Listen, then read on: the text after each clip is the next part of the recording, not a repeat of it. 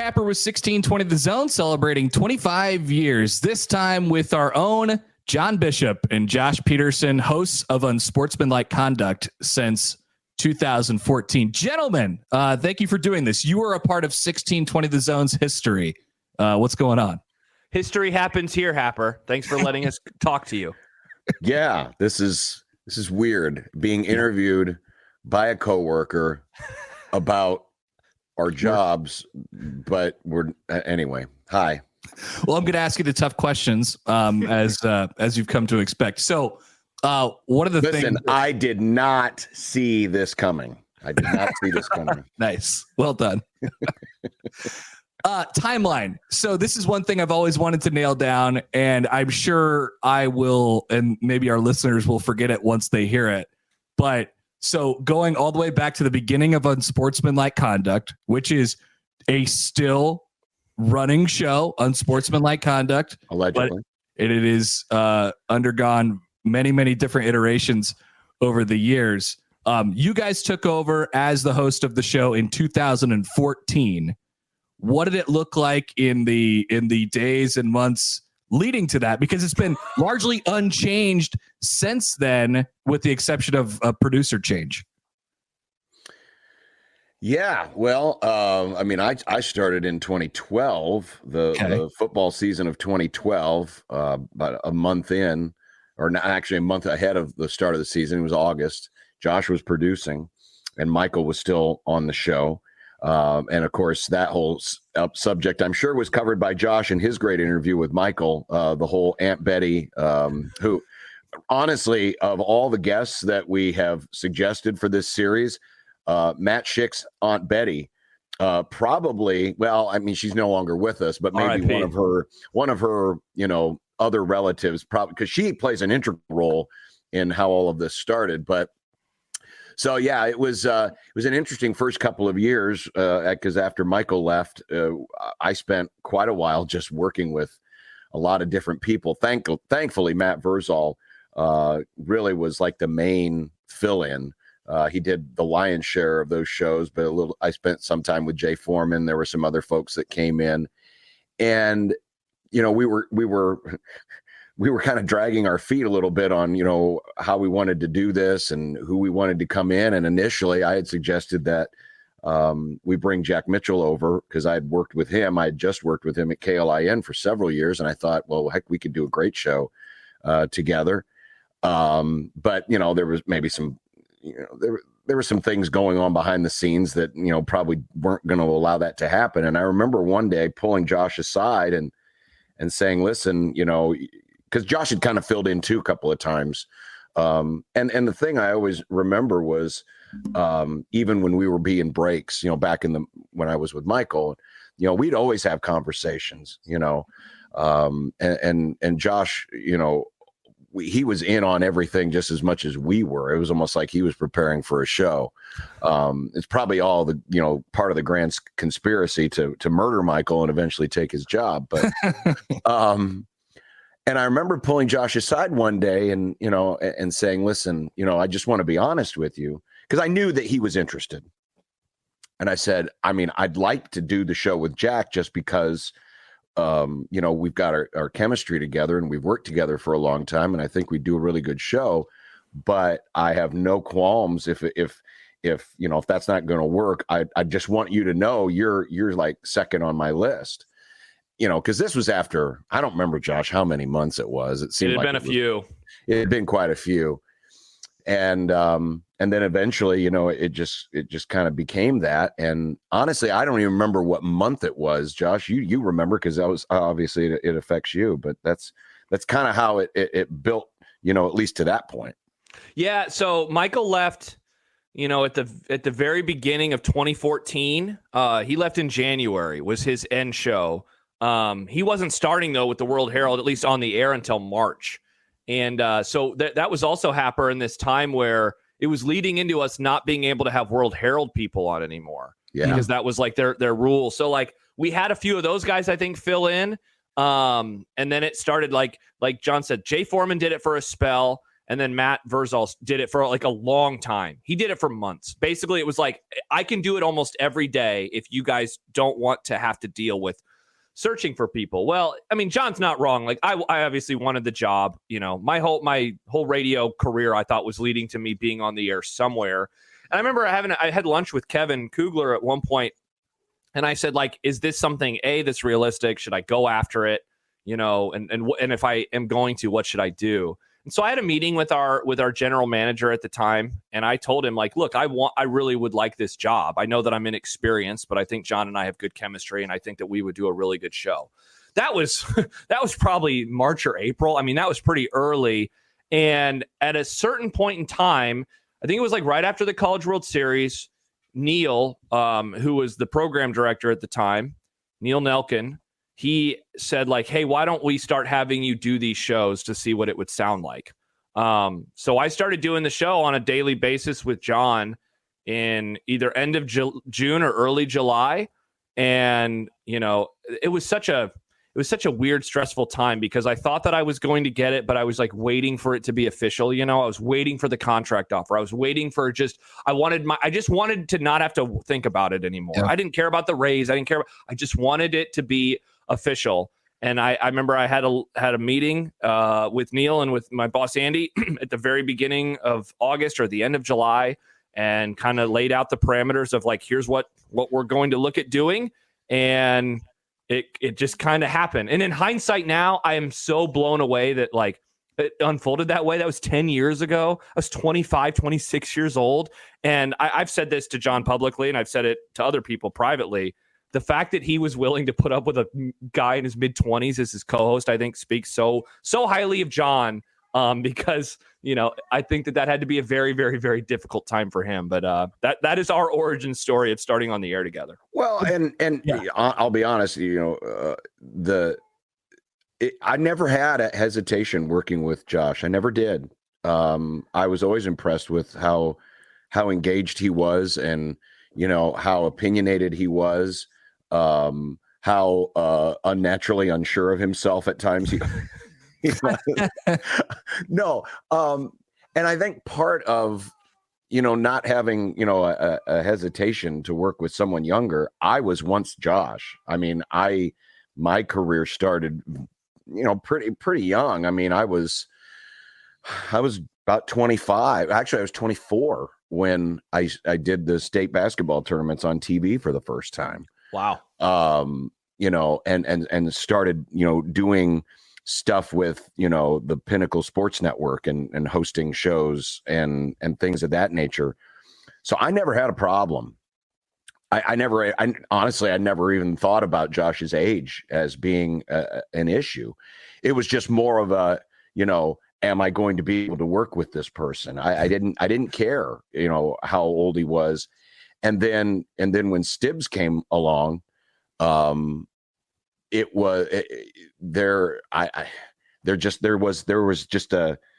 was something that worked, and it worked right away. And we identified, I think, pretty early, even through some tough spells in terms of, you know, whether or not the audience would accept us, that we've got a different dynamic here that's never really been explored on the radio station before. And that is, we've got different generations now. We've got different perspectives coming from, you know, our age differences that I think can be a benefit to the show and give it its own length. Because, you know, let's face it, whether it was me taking over for Kevin and then Mike or Josh eventually taking Michael's chair, there's always going to be a, you know, well, it was always better back in the day. You know, it was always better with this. And we couldn't continue to do their show because we're not them. But I think we were able to identify pretty early that this difference in generations, this difference in, you know, experiences can be a real benefit, similar to how, you know, Kevin and Michael's experiences were very different from each other, even though they're basically the same age. And I think that was critical to making it work. If I'm not saying if Jack would have come over, it wouldn't have worked. I think it would have, because, you know, Jack, we all know Jack, he's got a great personality, and and everyone works really well with him.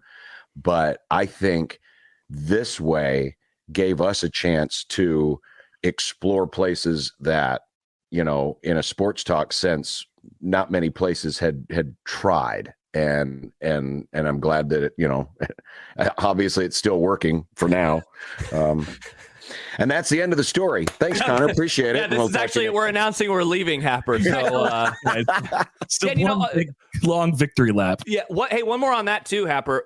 I would say as well, in those early days, we were, not only were we compared to Kevin and Michael, and in some ways we still are, right? People, and hey, look, sure. I missed the Kevin and Michael era too. But we were also compared to Gary and Damon, because they were the serious, they were the former Husker. They discussed things in a particular way. And I think it took a while. And look, some of the audience never accepted that we were not going to be that. And I remember asking myself, like, do I want to be that? Why aren't we that? Can I be that? And of course the answer is no. And you have that imposter syndrome a little bit, especially as I was still in my 20s in those early days. And I'm still trying to find my footing. And eventually it kind of happened. And then it was just kind of off to the races. And then it was like, sorry, this is our show. This is Unsportsmanlike Conduct. They do their show. Everyone does the show differently, for better and for worse. And I think that's what kind of happened in some of those early years. Well, I mean, longevity is such a big thing, and continuity is such a big thing. At a certain point, like you guys said, like it just becomes yours. You guys are now the longest running iteration of that show, like, right? longer than Kevin and Michael, longer than what the other, what people say on message boards and stuff like that. Well, I miss those guys. I mean, that's a testament to you guys working well together, being so affable to each other. But like, how important is just the day to day, knowing what to expect sort of from each other. And now that's been 10 years running. I think it's super important. I mean, like from a couple of different perspectives, I don't think John and I probably surprise each other anymore with opinions, maybe occasionally, but for the most once part, in a great while when I come off as really, really young. Yeah. I mean, really, it's kind of what it is. But for the most part, like if you gave me like 5 topics right now and said, this is what you'll discuss today, I probably know, and John knows where I'm going to come on those topics. So like, the magic of surprise, I guess, is gone. But what you lose in that, you gain in just, I know how he operates. I know how the show operates. I mean, it's so funny. We very rarely sit there and plan out, let's do this in this segment. Let's do this in this segment. Let's do this in this segment. We are both prepping in our own ways. And then we come together and the show unfolds as it unfolds, which I think is a great testament to us. And I think what we have developed, but it is like, I would be lying if I didn't say, I love going to work every day with somebody that I have been going to work with for 10 plus years. It makes it very easy, just because also I like working with John. Like that also really helps, and that I enjoy our 4 hours together. I think as of the time of this recording, Nebraska's fresh off of a horrific loss to Indiana. I didn't see it coming. And we came to work that day, and I was excited just to be in the studio with him versus with somebody else, because I know that we're going to put a good product together, and then I hope that the listeners respond to that. So I think that, I remember recognizing that at some point in those early years, just like, wow, I think we have something here. I think we have a natural chemistry that works. And, now a decade later, I think it's just built upon that day after day. And my memory sucks. So I don't remember if it was always this way. It seems like it's always been this way, but Josh is right. We'll always DM or text or whatever if there's a certain thing that we definitely want to hit on, that, we it's obvious, if it's a day after a Husker game, we know what we're talking about. But if there are certain things we definitely want to hit on, if there's certain bits we definitely want to do that aren't, part of the normal routine, we'll certainly communicate those. But for the most part, we prep separately, and then it comes together. And part of that, and I know Kevin talked about this with me when he was working with Michael, was he liked to, just throw things at Kevin and get his natural reaction. And so it's the same kind of dynamic with us where sometimes it's just like, oh, this was something interesting and I'll throw it out there because I know Josh will have a reaction. Even if he doesn't have a reaction, let's say it's, it's some, specific baseball topic or whatever. And I know Josh isn't paying attention. It's kind of fun to get his reaction anyway, because those are the things. I think a lot of times you watch a lot of the chit chat shows on TV and, it's all very meticulously planned out and they got the whole list of topics and all that other stuff where everyone thinks they need to be an expert on everything. I think the thing that's fun with us is we don't have to be an expert on everything. People just kind of naturally assume in our business, and Connor, I'm sure you get this too, where it's like, you don't talk enough about hockey or you don't talk enough about figure skating or whatever the case may be. And it's like, well, we can't be experts on everything, but just like the rest of us, we can have takes on everything, just throw us a nugget and it's like, oh yeah, that kind of sounds dumb, or oh, that kind of sounds cool, but that's the thing, and I'm kind of getting off on a tangent here, but I can remember, especially the first few years, we basically had at least 3, probably 4 guests a show every day, every day, and at some point it just got to the point of, do we really need this many guests? Sure, we have our regulars. We all have our regulars, the people we really like to talk to, the folks in the field who, that cover either the team or in the case, like Mike Farron, who's just been a longtime friend of the show, for many, many years. Those folks, we always want to keep around, the Kent Wolgamonts. But, just having to, oh man, we haven't had an NFL guest today, or we haven't had a college football guest today, or we haven't had this or that, because ultimately the show is about us. Connor, your name's on the show. People are listening because it's the Connor Happer show. They're not listening because, oh, Connor Happer is going to talk to, Joe Smith, who covers the NBA. They're listening for you. And I hope, and I trust that people are listening to Unsportsmanlike Conduct because they want to hear what Josh and I have to say. And because the show is personality driven, it's not guest driven, and that was one of the best things I think that's ever happened with us, is the comfort where, we're doing it, it's us. People want to come here to hear what we have to say. They want to hear us bicker and argue. They want to hear the nonsensical stuff. It's not about making sure that oh, did we have Kurt McKeever on from the Lincoln Journal-Star today? No, we did not. And a lot of that developed over time, and we just, that's just kind of where we've been for the last several years. Yeah, and I think John didn't Dave Tepper, I think he pushed that on us. He was like, he did. And Dave was really important. We can't go much longer without talking about how important Dave was. Yeah, to us, because there were some moments early on where it didn't seem like the audience was resonating very much, and he gave us some great advice, and he really worked with us, and things turned around in a pretty quick time frame. And yeah, we can't say enough great things about Dave. Dave was a tremendous boss. You talk about people who replace folks. You think of Osborne replacing Devaney. To replace a Neil Nelkin is impossible, and Dave was the perfect person. He came in at just the right time for a lot of reasons, not just for us, but for the station as a whole, and really kind of ushered us into a different era, which I think the effects of that are still happening today. Yeah, couldn't agree more.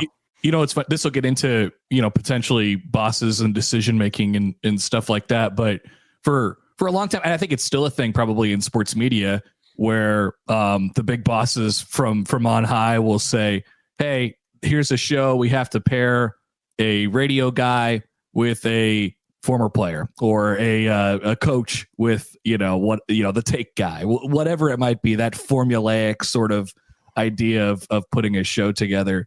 I think we have some really good examples on the Zone right now, and there's been a lot of iterations of it in the past, of like arranged marriages almost. You put people together and it's, you don't know the chemistry until you find it. But if you have a couple affable people, then it just for whatever reason works. Like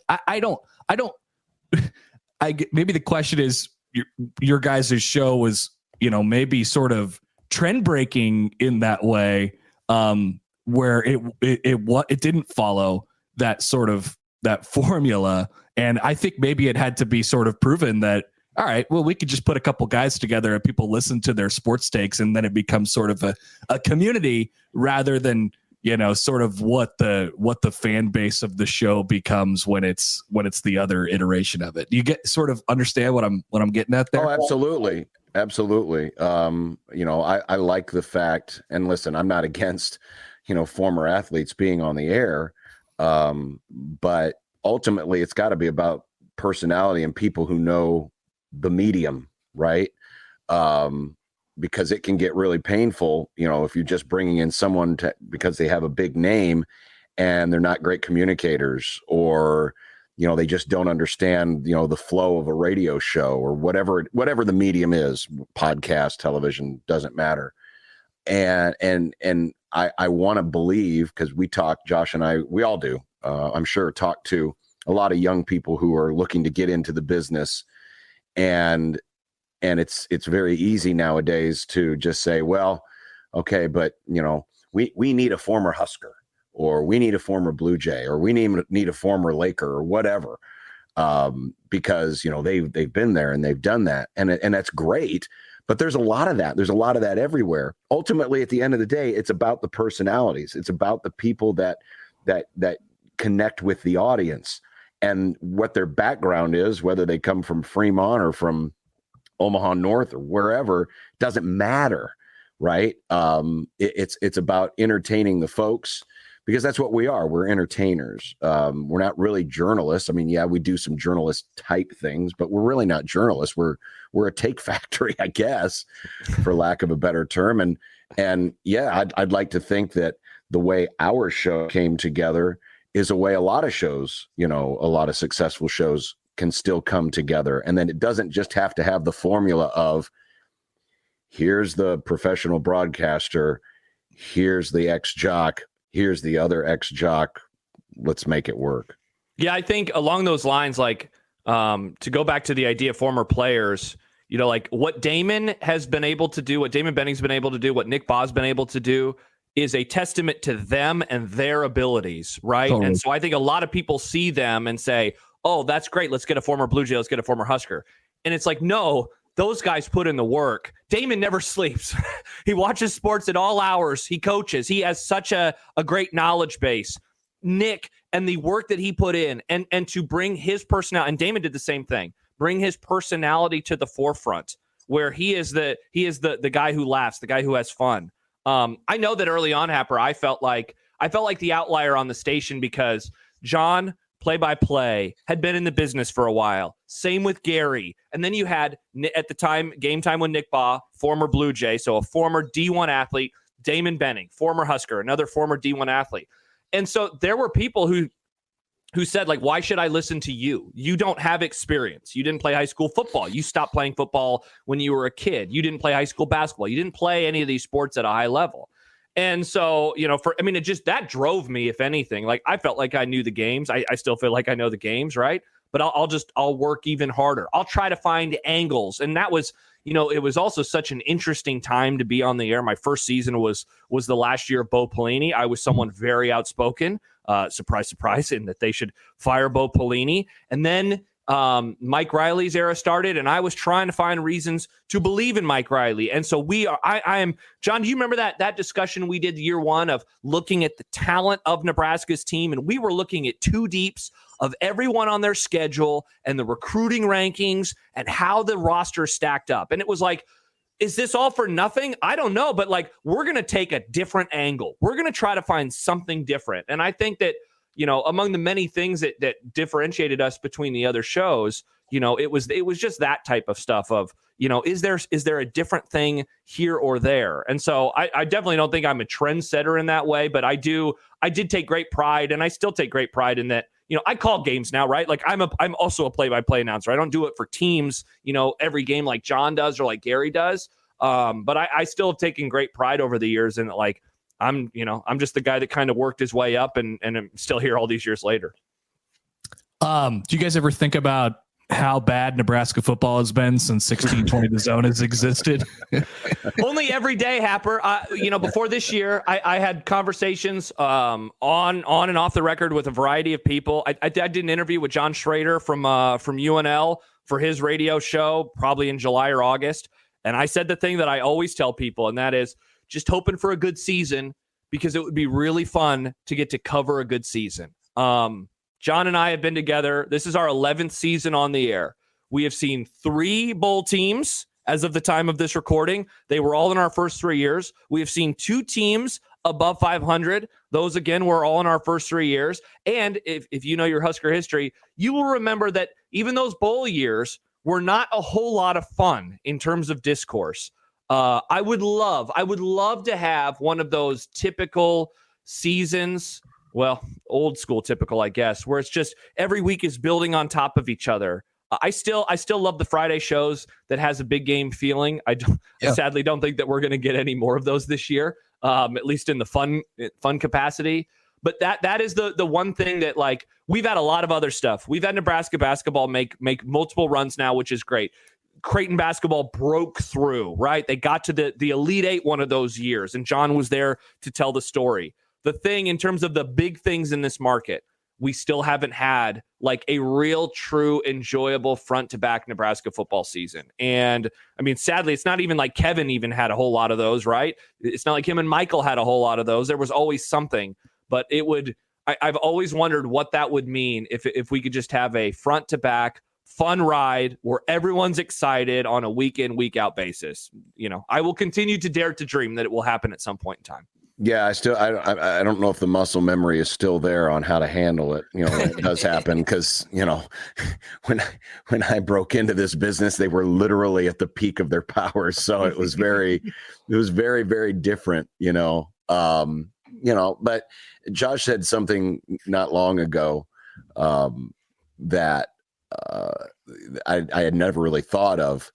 And especially in the terms that he said it, but he said, we do a pretty good wartime radio show. This is wartime, right? Where things aren't going particularly well. And when things hit the fan, sadly, we do have plenty of muscle memory when it comes to dealing with, bad losses or, unexplained losses or, coaching searches and all that other stuff. So yeah, we're pretty decent at that. But quite honestly, I mean, my number one thing and my number one deal I tell it to anybody is, just please, whatever happens, just make sure that they're still relevant.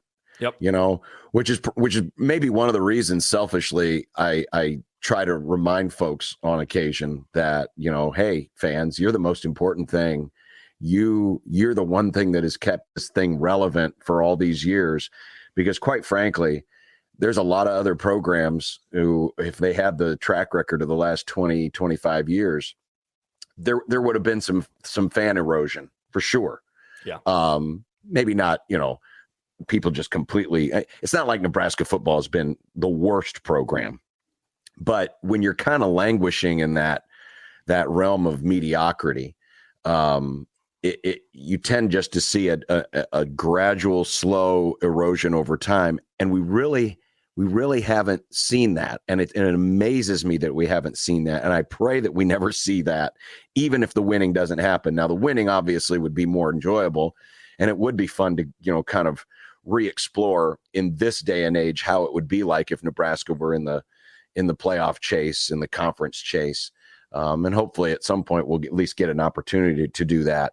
But yeah, the strength and the reason why, remember when this show started, it was the only show.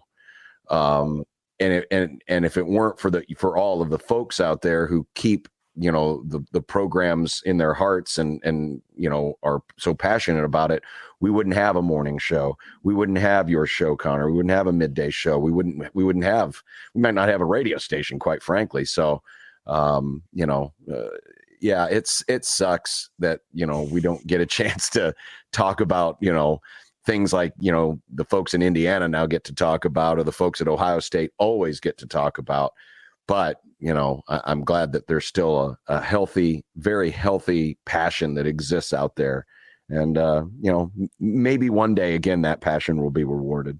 Well, John, I wanted to ask you about Creighton's role in this whole thing. Like, you talked about the passion. That is something that has increased, a billion-fold over the last decade plus for whether it's Creighton basketball or Creighton athletics. I'm involved with some things that go on with Creighton now, and seeing their sold out building for volleyball every single match, and obviously for basketball for a long time running now. John, like, you're first of all, I guess I don't know the backstory of you first getting involved with Creighton and now seeing that thing expand over the last decade plus. I mean, in congruency with, Nebraska football sort of going the other way as well. It's sort of kind of evened things out for at least people here in Omaha.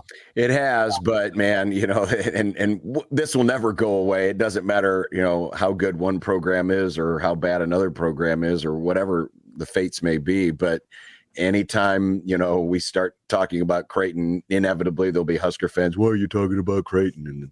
And then, you'll inevitably get, well, how come you're not talking about Creighton? That'll always be a fight that's there. It's we have a unique market here, right? Yes. I don't know if they deal with those types of things in a lot of other cities, because let's face it, Omaha is dare I say, the blue dot, right? And then you've got red everywhere else in the state. Not that there's not red in Omaha, obviously there is, but it is a different dynamic. And now that our show, people can listen to us anywhere, we're no longer necessarily just an Omaha show. So you always have to balance those things. But yeah, I mean, that honestly, it was Creighton that got me involved with the radio station in the first place, because when 1620 took over Creighton baseball in 2006, and that just happened to be the year after I was let go by the Huskers, that they wanted someone to work, Kevin wanted to work with me again, and I had the room in my schedule. So that's when I started doing the Blue Jay baseball. And then when Andy Ruback came along and was the general manager, and we had the chance to be the men's basketball station, he was the one that pushed for me to do the basketball games. And I'm thankful for that. And I'm thankful for Kevin Sarver and of course Bruce Rasmussen for signing off on it. And real quick, John, like, that was the final piece to the puzzle. We had every other Creighton sport. We just did not have men's basketball yet. Right. And so, then it all kind of came together. So, it has been interesting to see the increase in and which again is great, because, that's just more people coming in, because there are, believe it or not, there are a lot of people who, either follow one school or the other. We joke a lot about the whole Jasker thing. And while there's a ton of those people out there, there are folks who are like, okay, I'm just one side or I'm just the other side. And trying to marry everybody together under the same pool and get them to listen to us for 4 hours a day has been a challenge at times, but it's been a lot of fun. And of course, anything that can stoke the rivalry. I can always remember growing up wishing that there was a Nebraska State, right? And it's like Oklahoma has an Oklahoma State and Kansas has a Kansas State. Why doesn't Nebraska have a Nebraska State? Just as a little kid, because you want those rivalries, right? And we don't have that in football, but we do have it in virtually every other sport, and it's a really good rivalry. Honestly, it's the Creighton-Nebraska basketball rivalry that got me into college basketball in the first place. My first memory of basketball was watching a Creighton-Nebraska game on TV when I was very little. And it's kind of stuck with me ever since. So I love having that. That just adds a little bit of fuel, and it comes along at a perfect time. Usually as football season's winding down, and sadly there's no bowl game to talk about. Oh, look, it's the Creighton-Nebraska basketball game again. Here we go. Mm-hmm.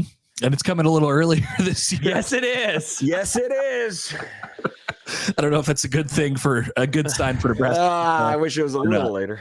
But yeah, I mean, that's another thing with just 16, since we're talking about 1620 the zone and its 25th anniversary here. I mean, Creighton has played an important role. UNO has played an important role, and then obviously the success of Nebraska sports, even though we're not affiliated with Nebraska in any way, shape, or form, we know the audience. So it's good to go down the memory lane there. Okay.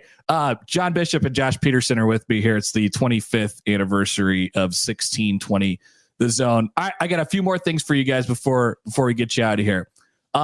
So you mentioned a few things that had happened sort of along the way in your guys' 10 plus years of doing the show. Is there a news story that was bigger than all of the rest that took over the show in a way where it's like you just couldn't shake it for however long, or just one thing you remember sitting there in the moment thinking, boy, this is a really big deal over your time doing the show? I'd go with a couple. One that we regret now that we went so hard into it, but the kneeling stuff of 2016, that took over the show, and to a point where it was detrimental, I think, where, we made an agreement kind of with ourselves, like, we get to choose what we talk about. No one comes and tells us what to discuss. I wish that we wouldn't have discussed that as much, for all of the obvious reasons. Though I do think we did a pretty good job doing it. It's just we talked about it a lot. Is it a cop out to just say Scott Frost in general? Because I think that, if I am proudest of anything that we have done over the last 10 plus years, I think that I think no one covered Scott Frost better than we did. I am so proud of how we discussed the Scott Frost era, and I would say in particular, the one thing that will forever resonate with me is the cancellation, or the attempted cancellation of the Oklahoma game. Ugh. I still remember sitting at my kitchen counter.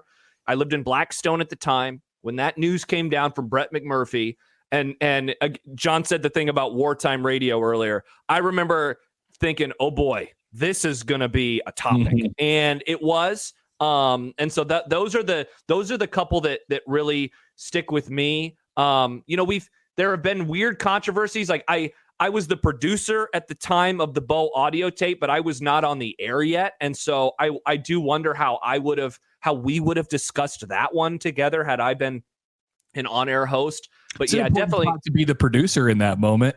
It was, because I hopped down. They were offsite. They did their shows. That came out on a Monday. And at the time they did their shows at DJ's Dugout. So I hopped down the line and I said, the audio tape came out. Because we had known about this audio tape. There had been rumors of this thing for multiple years, right? Or I guess 1 year, because it came out. No, 2 years. Yeah, it came out in 2013. 2 years. Yeah, and so the audio tape came out. And we all knew in that moment. And so I'm pulling the audio. I am editing out the many, many curse words in the audio. We're getting ready to play the audio. And I remember going to work actually the next day. And at the time we only had, let's see, did we have 3 shows yet, John? Maybe we did. Maybe Nick Ball was Nick not there yet? Started yet. And so I remember asking Shane, the producer of the morning show, so what was the phone situation like today? And he was like, they were full literally the entire time. So I remember like the next day, actually almost more than the first day, just of like, all right, it's time to get ready to go. So those are the first couple of things that really come to my mind in our time together. Yeah. I think, it probably maybe a bit of a lesser degree, but obviously the whole Mike Riley era, Josh was the one that told me, that he was going to be hired, and because I was driving in, and then I remember turning it over to Nick's show, and he happened to have Jason Peter on at the exact moment, and their reaction was just hilarious, and I remember that day, thankfully we had a couple of hours of lead up. We scrapped an entire show, and we brought on a lot of different folks, including Sean Mannion, who had just played quarterback for him at Oregon State, to talk about, hey, who is this guy? And I thought, especially early in our tenure, it was a really, even though that day ended up being, hey, here's the case for Mike Riley, right? Here's why it's not such a dumb hire. Yeah. In hindsight, you look back and you're like, oh, okay, well, maybe that wasn't such a great idea. But at the time, because, we were all trying to figure out, why does this make sense? I mean, I knew that he had some success at Oregon State, But was this the guy that was going to, get Nebraska football, and make it better than what Bo Pelini had it? But I thought at least initially in that whole era, I thought we did some really good shows. Yeah. So it's funny. It's not even. I don't know if we've had like the one, we haven't had the space shuttle blowing up, type moment. Obviously, there's been some important things that have happened. But, I don't know if there's necessarily one individual, story that is just like, oh, man, this took off. I mean, Josh brought up a good one with the Oklahoma thing, because that was just kind of part of the bigger picture of Scott Frost and how everything evolved from there. I mean, honestly, some of the best ones were the funnier stories when the whole, Manti Te'o Lene Kukua thing broke. We were on the air and we basically broke it down the whole day, and those types of fun things. That's the thing I like about doing an afternoon show versus, a morning show, is there are stuff that happens in the middle of the day that you can react to in the moment, versus having to wait, almost another 24 hours before you even get a chance to share your takes. And so that's the other thing I've enjoyed about doing this is there are things that can happen, over the noon hour, or, when we go on the air, that we can react to right there in the moment and just take off with it. Well, it's COVID. If it's COVID, there might be an NFL game on or something like that. And that's true too. We love our live sports, don't we? Hey, Happer, speaking of COVID, I remember those early days as we were all obviously just so confused. John was, he was at the center of one of those storms, right? He was in New York for the Big East tournament. Yeah. You want to talk about a memorable day, and just the confusion and the fear. We brought Kevin on actually because that was the same day they announced the College World Series wasn't going to happen. Yeah. And it was like, wow. Because I think that was obviously the day it hit everybody that, oh my, this is not going away. And I thought, it was still the early days. And so I feel like there was more confusion than there was true anger. That year I think is more memorable, or, I remember it more for the vitriol and real, just like, you're an idiot for this or you're an idiot for that. But that first day it was like, wow, what is happening right now? And where is this thing going? And John being on site, I think really added to that confusion. He talked to multiple people with Creighton. Obviously that was coming off of, at the time, one of the most memorable years ever. They were the 1 seed in the Big East tournament. They'd played a half of a basketball game and then Crazy. It got canceled. That year overall, I would say, I know I've always felt it was our hardest year on the air together. I'm guessing John would agree. We were separate for a lot of it, of course, working from home. We were separated by a shower curtain for a lot of it. We were separated by a shower. That's when StreamYard came into existence for us and many other radio shows around the country. But I look back, first of all, I always say, I don't know how we did it. How did we do that many months without like truly any sports? And every day it was just, is this going to happen? I don't know. Over and over and over we did that. But I'm very proud of, that year could not have happened unless we had 6 years before it. Mm-hmm. of building our chemistry, of knowing each other. It was a hard year for all of us, but to be able to fall back on at least like we could kind of go through the motions of working with each other. And so when we had tough conversations or when we were yelling at each other during breaks, it was always like, well, at least we know each other really well. It was a weird year, obviously. I wanted to throw something in because we've gone, about 40 minutes, or depending on, how many different, cut-ups Nick has done. This may not make any sense at all, but we've gone this long in and we haven't said one thing about Stibbs. Yeah. And I don't think this show would have been a success without Stibbs. Yeah. And we love Nick. Nick has been a great replacement for him, and he's brought his own element. But going back to the beginning, and how is this going to work with different generations and whatnot? Stibbs was like a glue for a lot of it, and it was funny because at the time he was just in there to push buttons and book guests, and that was pretty much it. And I think one of the more pivotal moments in the show's history was the death of an ape in Cincinnati. A gorilla. Which is funny because I remember when the story first happened and Stibbs and Josh are just, they're giggling about it and, just like, oh my God, what a weird story. And I wasn't really paying attention, I just didn't, it was like, oh, okay. So some kid, fell in an ape cage and, they stepped in whatever. It's like, yeah, okay, whatever. And Josh came up with was it your idea to come up with the idea? Yeah. And of Harambe karaoke. And I remember, and Stibbs worked before this point, the personality of Stibbs really hadn't been established. I mean, he was there. He occasionally would pipe in, but he was pretty much like, he was the Broncos guy because the Broncos had won a Super Bowl. Yeah. And he had made it, but he was the Broncos fan who hates the Chiefs. Yeah. But that's all he really was. That's really all he was. Yeah. And I just remember him working diligently on all of these different, parody songs. And I remember when we were going to do it. And I was like, is this really going to work? I mean, I've been wrong about a lot of things. One of the things I was most happy to be wrong about was just how crazy that segment was going to be. And not so much for the bits and the songs, many of them I still hear in my head to this day. But that was the moment when Stibbs became Stibbs, the character Stibbs that everybody loved. Even people that didn't like him loved him because he added something completely different. He was the, when you got a really good, stew, which is a very delicious meal, by the way, but it just needs a little bit something more. It doesn't. Stibbs was that spice. He was the salt. He just added that extra thing that was like, now it works.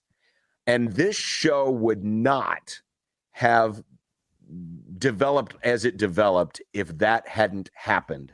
And I remember telling Josh, I don't know if it was the same day or when it was, but just like, man, I didn't know he had this kind of talent. I didn't know he had this in him. And we knew at that time, oh, we got to get more from him. And that's when he started to create the opens, many of them we still use today. Yeah. And we started incorporating, dumb debates kind of spiraled out of that, and it would not have worked without Stibbs. So his development as a character, not just a producer, because he was a hell of a producer too. I mean, he knew everything. He was better at it than Josh was, that's for sure. But his development as a character on the show made a massive difference, and I don't think we would be where we were without it.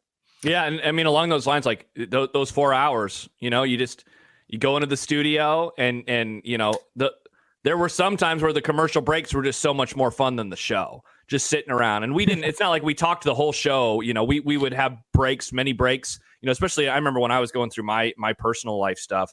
We had many breaks where we weren't talking at all, but we had a lot of those breaks where we're just chopping it up and making jokes and busting balls, and it was a very special time. And yeah, I think that is the beginning of the show, kind of going into that next level.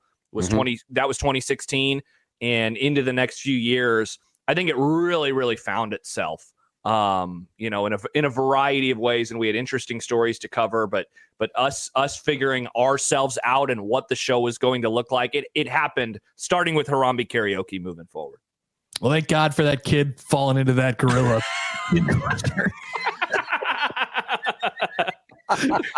Responsible for a show's success. I was going to ask you guys about your favorite bits or whatever. I mean, because there's just been, there's been so many of them. Whether it's stuff that happens on the daily, like stuff that your brain just automatically thinks when something happens, or like whole segments that you guys have done. I mean, it changes so much and it goes in and out. But I feel like you guys would both go back to Harambe karaoke.